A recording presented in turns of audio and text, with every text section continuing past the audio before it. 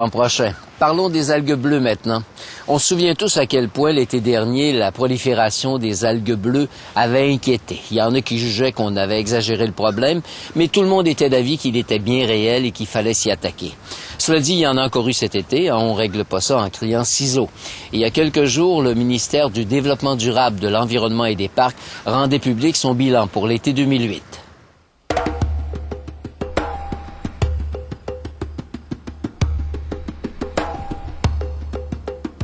Les algues bleues ou cyanobactéries sont présentes dans tous les plans d'eau depuis 3 milliards d'années. Mais ce n'est que récemment qu'on a pris conscience des dégâts qu'ils causent à l'environnement. Surtout, en grande quantité, elles font vieillir lacs et rivières prématurément jusqu'à les faire mourir dans les cas extrêmes.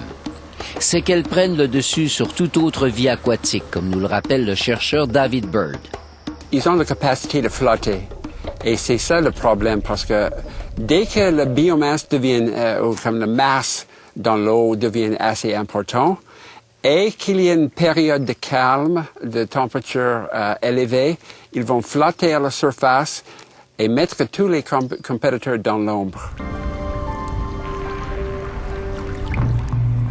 C'est une évidence ou un signe pour nous que nos pratiques autour des lacs sont pas durables, ils sont pas soutenables. On fait trop de développement.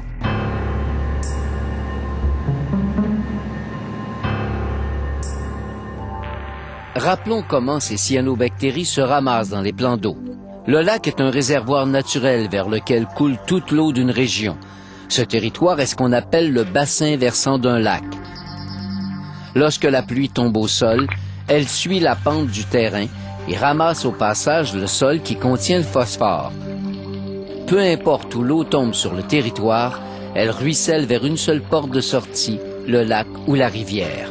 Le bassin versant agit donc comme un immense entonnoir qui concentre le phosphore.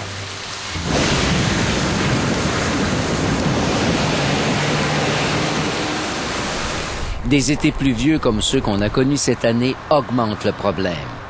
Il y a quelques jours, la ministre du Développement durable, de l'Environnement et des Parcs du Québec a rendu public le bilan pour cette année.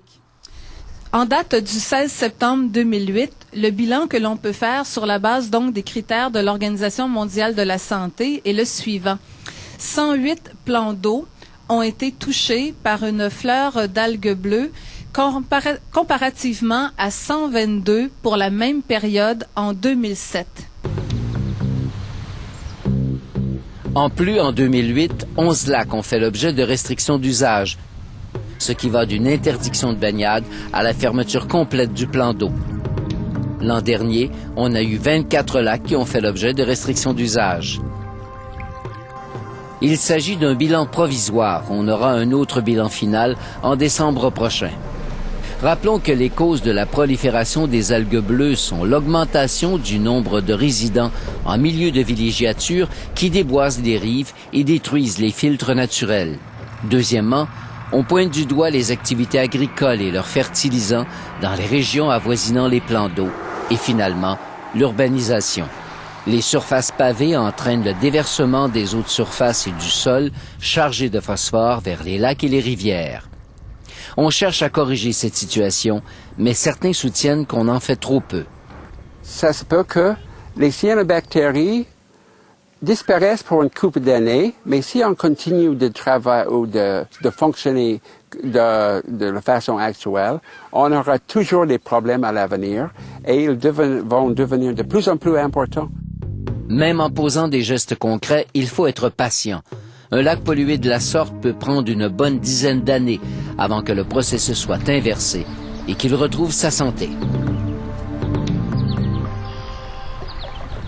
Alors vous voyez, il reste encore beaucoup de travail à faire pour en venir à bout. On va à la pause et au retour, le compostage des matières organiques.